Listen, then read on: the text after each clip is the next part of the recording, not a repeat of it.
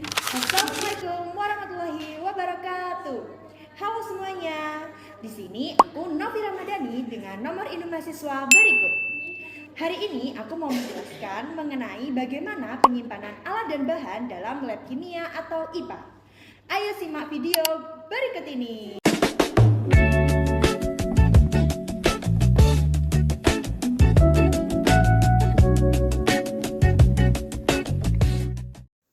Beberapa alat yang ada di dalam laboratorium salah satunya adalah tabung reaksi dan juga rak tabung reaksi, di mana ketika menyimpan tabung reaksi kita harus membalik tabung tersebut supaya air yang ada di dalam tabung reaksi dapat turun ke bawah.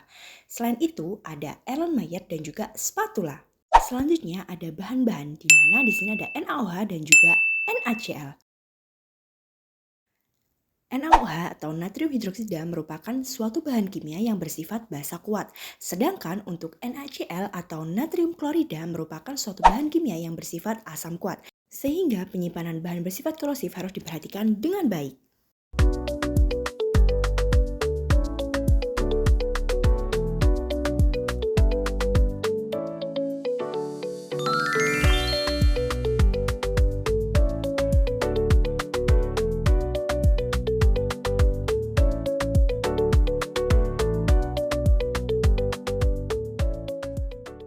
Nah, teman-teman, pada ruang penyimpanan, alat disimpan di dalam lemari alat sesuai dengan jenis-jenisnya. Hal ini bertujuan untuk menghindari kekotoran dan juga kesalahan pengambilan alat-alat tersebut. Selain alat, bahan juga perlu disimpan di dalam lemari bahan sesuai dengan sifat dan juga jenis kategori bahan-bahan tersebut. Nah, di pintu lemari bahan biasanya tertera apakah bahan itu bersifat korosif ataupun tidak.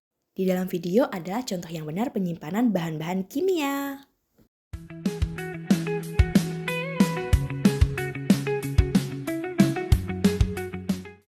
Nah, seorang laboran yang baik tidak hanya mencatat keluar dan masuknya bahan maupun alat saja, tetapi juga harus memperhatikan bagaimana penyimpanan alat dan juga bahan-bahan kimia. Apakah sudah sesuai dengan jenis dan sifatnya ataupun belum? Misalnya dalam penyimpanan alat, sebelum dimasukkan ke dalam lemari, alat harus dicuci hingga bersih sehingga sisa-sisa bahan kimia tidak akan mencemari praktikum berikutnya.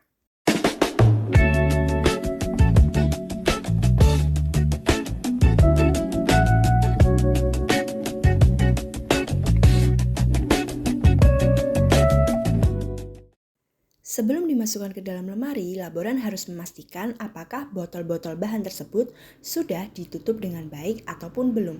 Hal ini menghindari adanya kebocoran bahan yang tidak diketahui.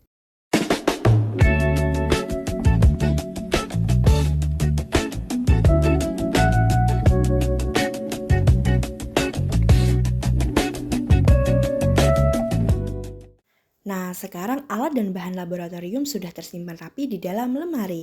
Jangan lupa untuk menutup lemarinya ya. Setelah kita memperhatikan atau melihat video sebelumnya, kita jadi tahu nih bahwasanya penyimpanan alat dan juga bahan kimia dalam lab kimia atau IPA itu sangat penting diperhatikan.